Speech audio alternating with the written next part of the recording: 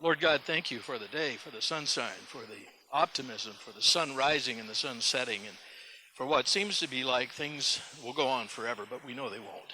So, Lord, help us to be men who follow hard after you. Thank you for these gentlemen here giving their afternoon to learn a little something about a new approach for men. Pray your blessing on this service, or on this session, and on each one here, Lord. May we have ears that hear you as you speak to us through your word. In Jesus' name, amen. Well, welcome, guys. I'm delighted to have you here and delighted to be invited to come and tell you about The Bridge. It's a ministry that's been going on for some time. I've been developing it for about 3 years now. We've been in operation about 16 months, and it's pretty powerful, and I'm excited to tell you all about it. A little bit about me. I spent 39 years of my working career in media, broadcasting and television. Had ABC and CBS stations, owned and managed 3 CBS stations out of Eugene, the last part of my career. After I quit doing that, I loved working with teams. And so I began an executive coaching practice. And a number of my former clients I still worked with, and that was a great privilege. And about 7 months into that, we had a major change in our church. It's a fairly large church in Eugene. Pastor got lupus and needed to retire. So they asked me to come on board and be the executive pastor to run the staff for about a 5-month period. And then we had an interim guy, and he needed somebody, and then we had the new guy. And so I worked for 3 senior pastors over a 3.5-year period.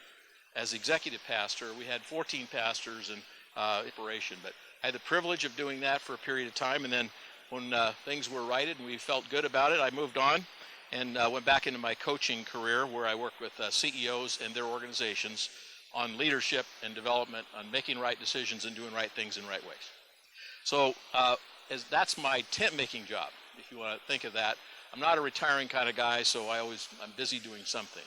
But this, when I was on the staff, it was at the core of what I really, really am concerned about for men in the church particularly. Let me tell you what today's goals are. Today, we're going to talk about the concept behind the bridge. It's going to be an interactive session. You're not going to sit there and take notes and have some guy blather at you for an hour. We're going to actually do a little work. I want you to experience what it's like to be in a bridge group. So you're going to experience a mini session. Typically, they last an hour and 15 minutes. I'll describe more about that later, but for right now, it'll be compressed, but I want you to at least have the outline of the experience so you can kind of get the idea of what it's about. When you do this, I will tell you that this format has a 95% success rate for people who follow it. When was the last time you did something for men that you could guarantee would be 95% successful if they followed the plan? So that's what we're going to do. We'll show you that. Let's talk a little bit about the current state of men in the church. You guys are here, and bless you for being here, to come and learn, to enjoy, to kind of fellowship with one another. But do you think most men really feel connected and involved and committed to the church that they belong to and they attend? The majority. Do you think that phenomenon is growing or declining? More and more men, less and less committed. And if you talk to Barna or look at church statistics nationwide, you will see that the church is in decline. So what can be done about it? I will tell you this is not the only effort going on around the country where people are trying to figure out what can we do to solve the problems for men and get them engaged. There's a group of guys down in Salem called Ministry to Men. It's a great group of churches in the Salem area. Anybody from Salem area know about this? Okay. Some of the things that they say in their brochure, I had a meeting with them yesterday because they want to look at this format potentially for them. And my hope for you is that you will consider using this format that we'll be showing you today in your churches or men's group as well. Here's what they say. America has a problem, a man problem. That has overwhelmed families, divorce courts, social services, schools, and the criminal justice system. So many men lead lukewarm, often defeated lives, and they hate it. Another quote. We live and raise our children in a culture that is a world without fathers, a world without gender, a world without real masculinity, and this is why we need to equip and empower men to become effective disciples for Jesus Christ. That's from a speech from a gentleman in Springfield, Virginia. And then here's another one, last one. Every man needs a vision. They need training. They need support to accomplish their vision in their faith journey through a relationship with Jesus Christ, the author and model and sustainer for maximized manhood. That's from Next Steps Ministry in Sherwood, Oregon. Sound familiar?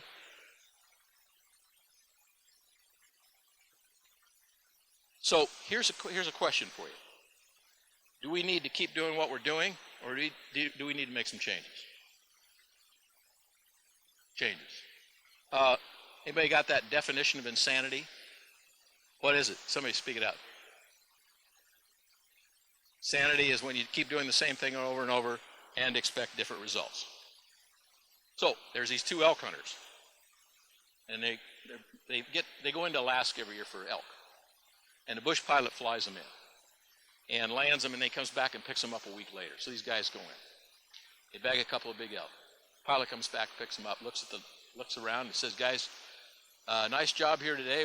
He says, "I think we're gonna have to take 2 loads out because got a lot of gear, and those 2 elk are pretty good size." He says, Bill says, "That's not what the pilot said last year, was it, Harry?" He said, "No, he didn't say that." Well, guys, I've been flying a long time up here in Alaska. I know what my plane can do, what it can't do. And Bill says, "Well, that's not what the pilot said last year, is it, Harry?" He said, "Nope." And he says, "Those are the same size elk as we got last year." He says, "Really?" "That's right." Pilot's intimidated, loads it up, takes off, screams down the runway, barely clears the top of the trees, misses. Crash lands on the other side of the field, knocks everybody out. They wake up. Bill says, "Harry, where are we?" Harry says, "Well, looks like we're about 50 yards further than last year." So I tell you, when we keep doing the same thing in the same way and keep looking for different results, it oftentimes doesn't work. Y'all have pens with you? You ever see this before? Some of you may know how to do this exercise, but don't tell the ones next to you how to do it. So here's the exercise. Take your piece of paper and draw those 9 dots just like that on a piece of paper, real quick.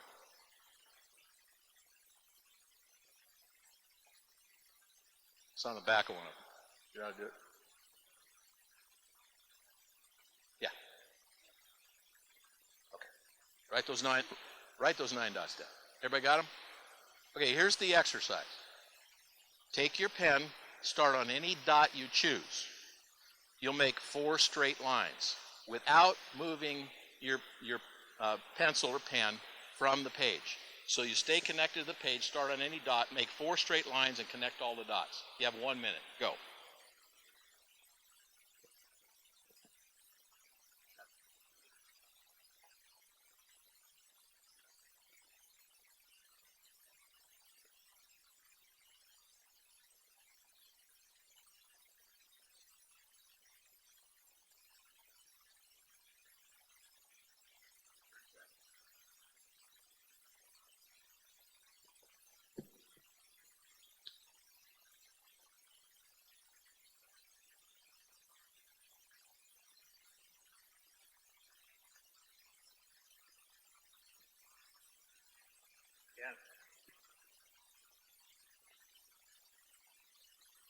Okay, wrap.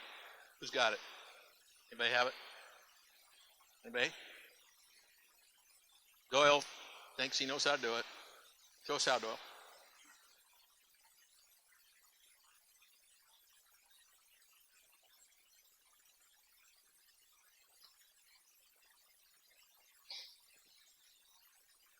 What's the trick Doyle used, guys?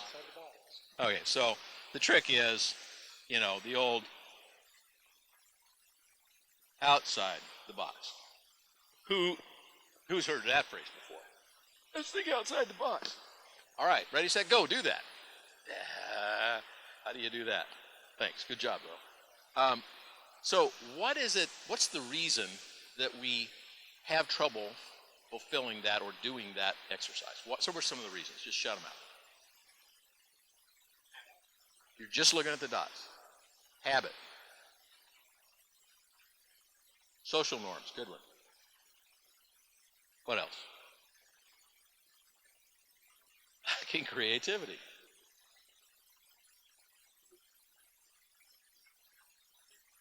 That's a good one. Say that again.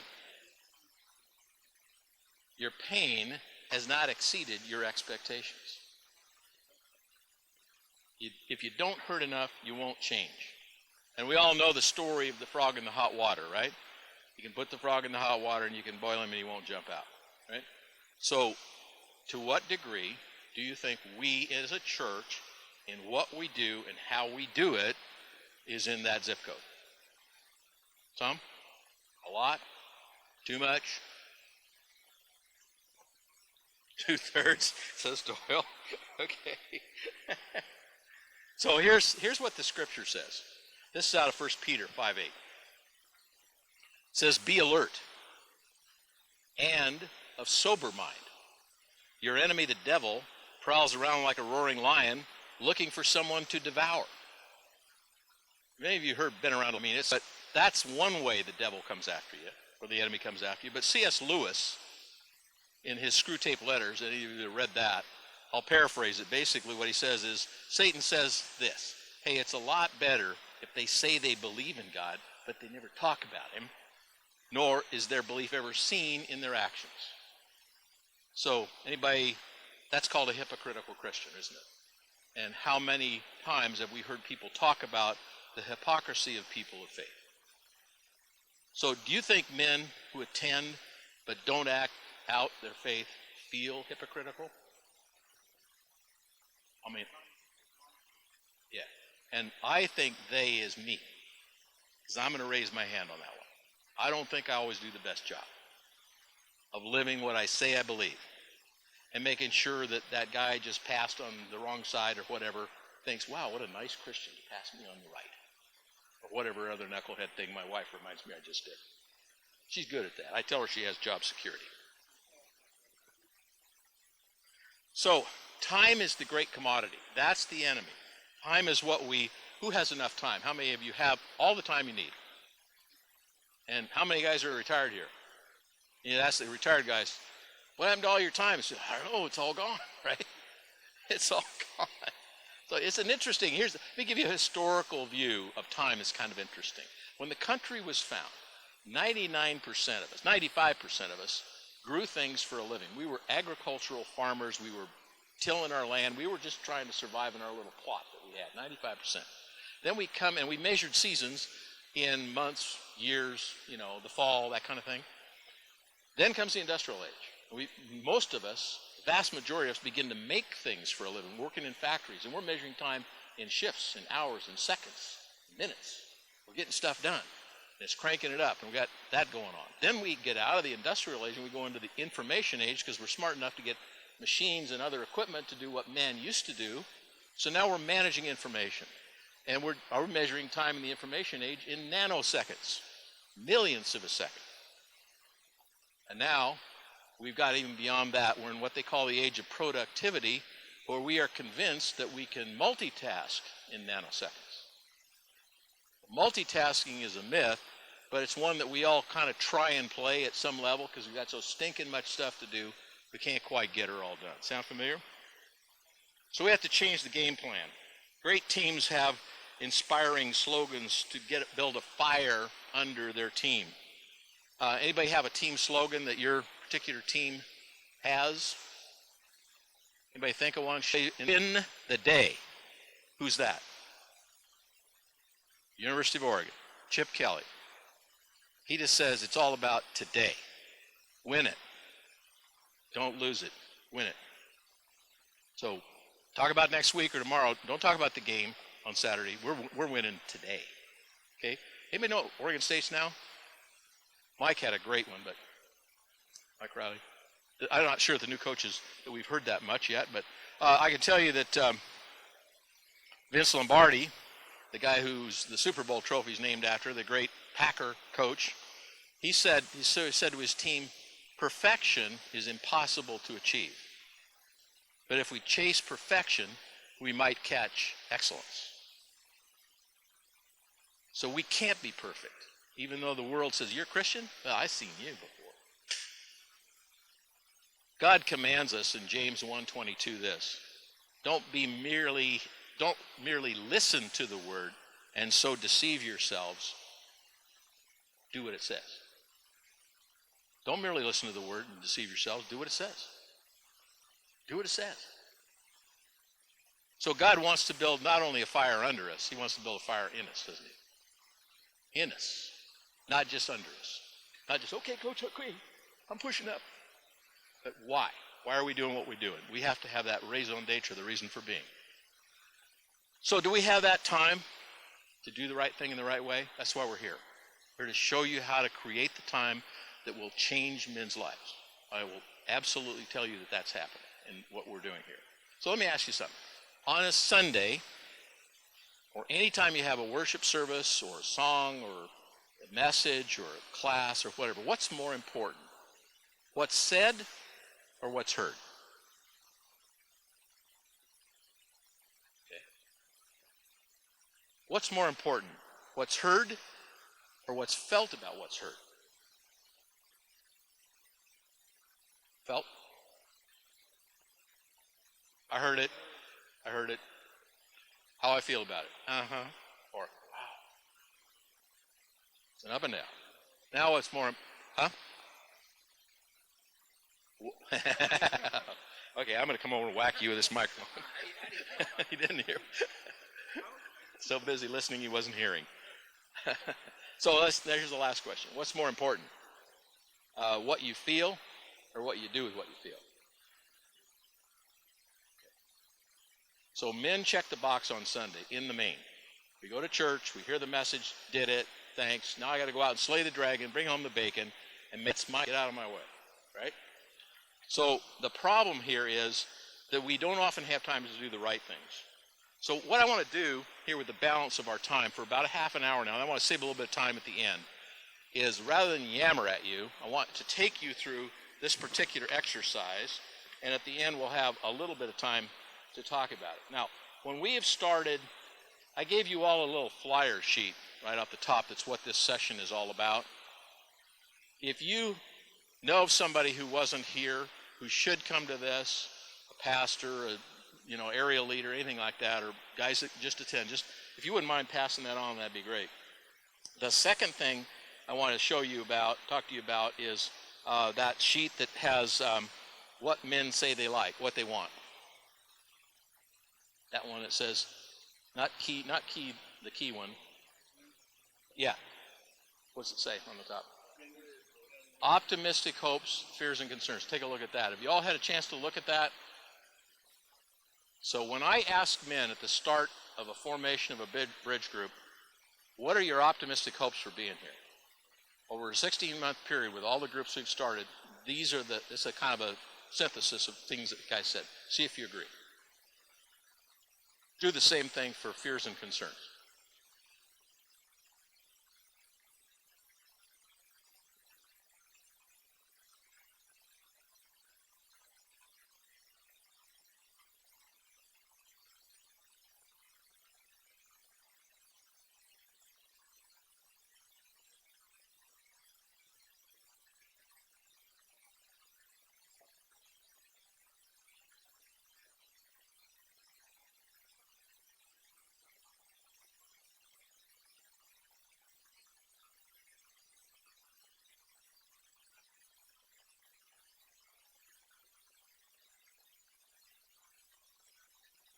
Everybody get it?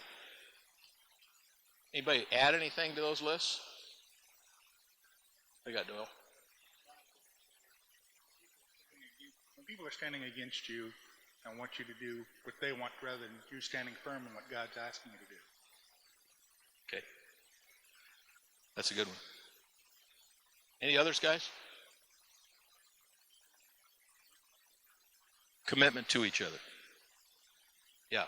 Somebody once said, let's make a commitment to our commitment. Yes.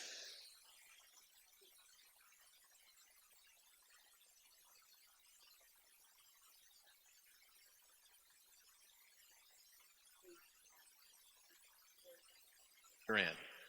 That's a good one. Don't wait. Now would be fine.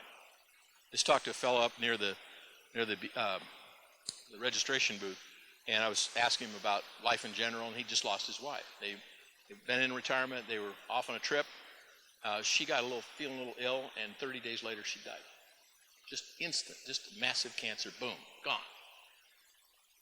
57 years old he was. Just wow. So we all know about situations like that. No doubt you've seen them in your families. So I want to get right to this, guys, and give us a little bit of time. You're going to the bridge is small groups of men. It can be as small as 3. It's ideally 8. And if you have 80 guys in your church, you could have 10 groups of 8. It doesn't matter whether your church is 25 people or 250 people or 2,500 people. This works exactly the same. Size of the church doesn't matter. This is not about teaching. This is about application. It's what you do with what you already know. And if you don't already know it, you will just do it one verse, one step at a time. So what we're looking for in the bridge is looking at one key thing, one key aspect, and you'll hear about it today. You'll do an exercise, and at the end of it, you're going to be asked to do a nudge. We say we're putting God's faith into action one nudge at a time. A nudge is this. That's a nudge. It isn't a giant leap with a pole. We're just asking you to do a nudge. If you do a lot of them, it's amazing what happens. So everybody can do a nudge. Not everybody can do this monumental commitment. So what we want to do is say the key features of this group. You can look at what we're going to do. And at the end of this, guys, if you have questions, I'll be around here through tomorrow. And golly, I'm just ready to line up with anybody, talk to your group in your site or whatever, buttonhole me at dinner or whatever. I'm here to answer all of your questions. I don't know if we get them all done today. We got a session at 3 and then none after that. So this is biblically based. It's for men. It's application or solution oriented. It's not information or teaching oriented. Teachers have a little bit harder time with this because they want to stop and teach. It isn't about what you teach, it's what you think right now. Why are you thinking that? What's going on with that? What do you think? Why'd you say that?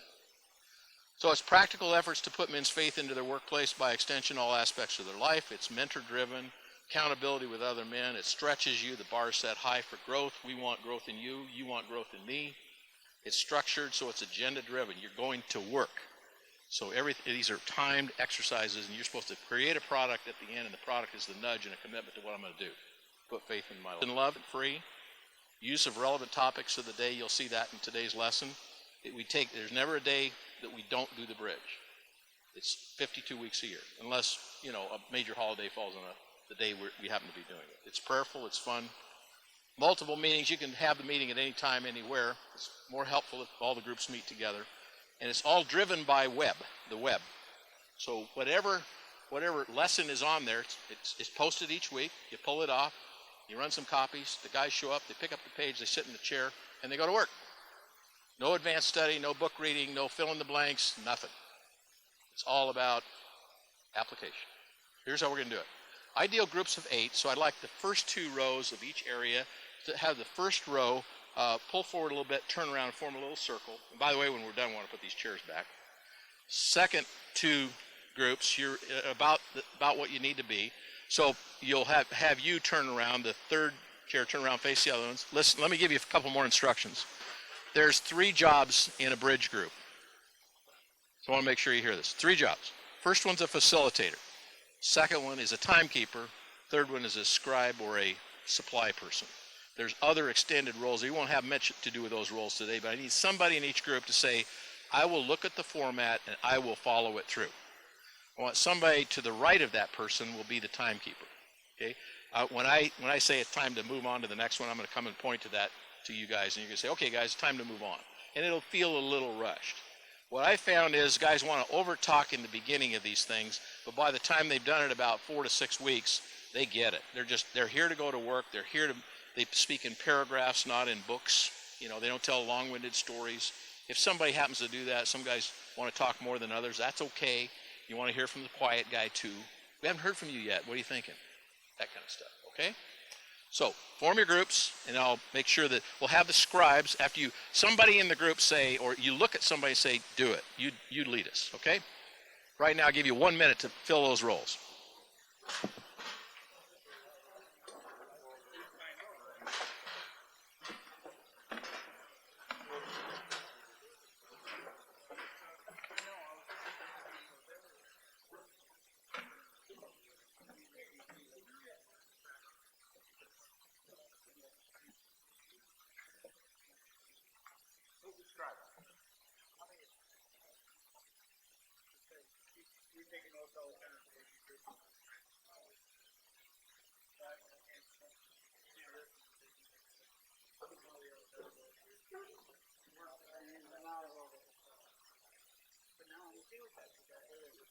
Okay, you guys.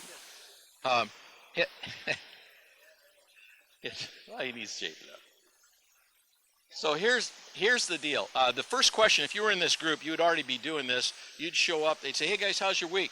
Let's check in with each other." Well, this, that, and the other thing. And sometimes bad things happen. You need to hear about that. It can take the session a different direction. Sometimes it doesn't happen often. You're here to go to work to finish the exercise. So just say what your name is, what church you go to, and if you weren't here, what's your favorite thing to do in your time off. That's your exercise. I want you to complete that particular part of it, what we call the 620 version, and usually you can see it's about 20 minutes long. Because at the end of that, at the end of checking in, what the guys do is give their nudge report. What did I commit to last week and how did I do? So we're here to check in with each other. You won't be doing that this time, but you'll be doing it at the end of this session. Ready, set? Okay, take about 4 minutes and go ahead and do your introductions. The scribes should pass those out to everybody. Everybody should get a copy of it. So if you're showing up at a bridge group in any area, somebody would have run these things off. You come in the table, you check in, you check your name next to the date. Yeah, I was here. You pick up your sheet, you get your cup of coffee, and you go sit down and you get ready to go to work. And at 6:15, we say, "Okay, guys, let's go to work." Ready, set, go.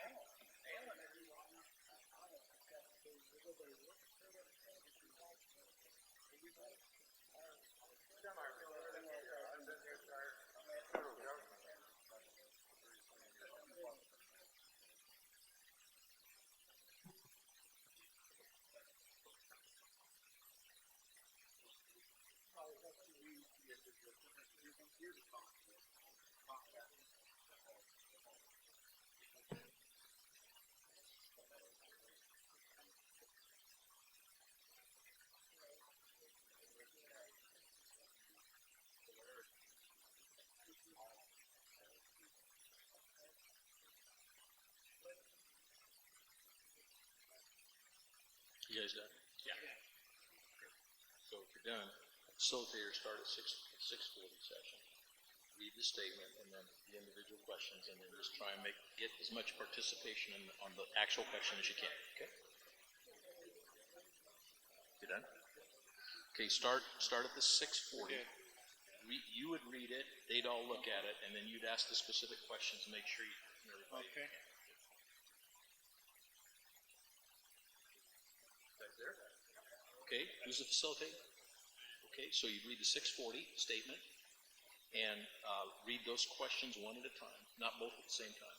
Start on the first one and then try and get some discussion going. Ask people who aren't speaking, hey, what do you think? And then read the second. Okay. You guys ready to go? We started on the Perfect. Did somebody read the statement off the top? Way ahead of us.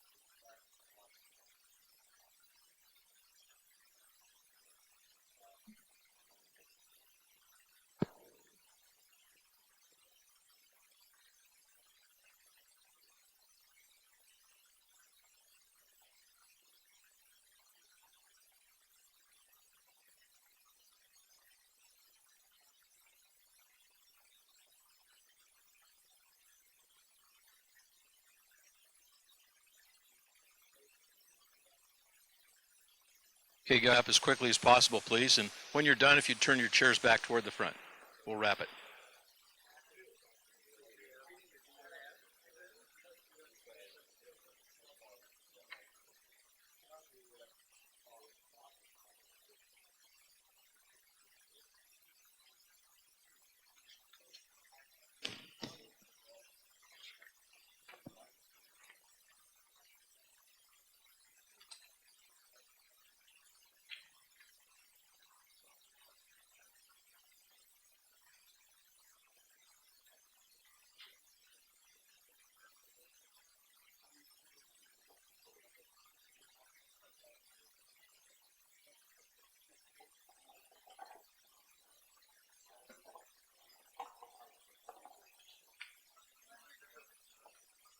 Okay, guys, let's wrap it. And I have a session starting in about 3 or 4 minutes here.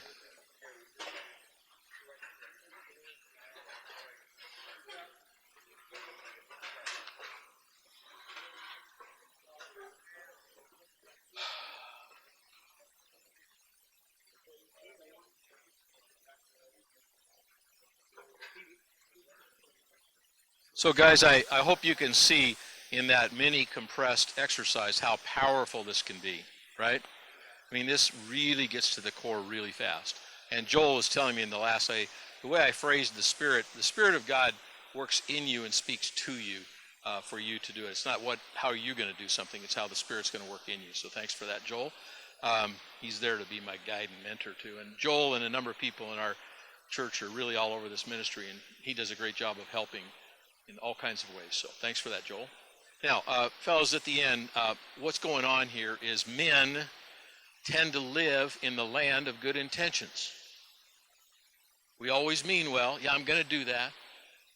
We intend to do well, but we aren't making the commitment to make it actually happen.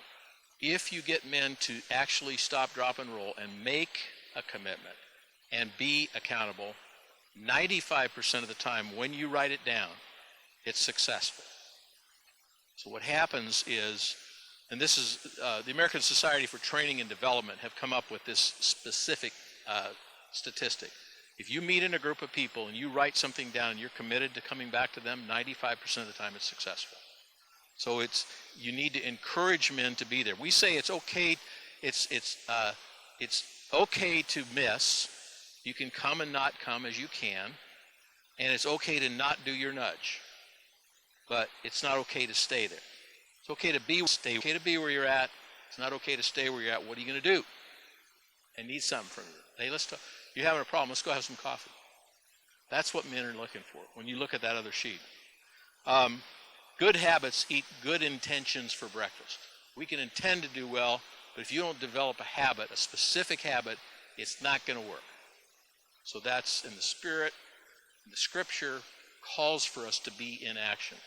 So I want to quit living in the land of good intentions. And I can tell you for sure that small things done for a long period of time, like this, nudges, create far more changes than one big thing in a short period of time.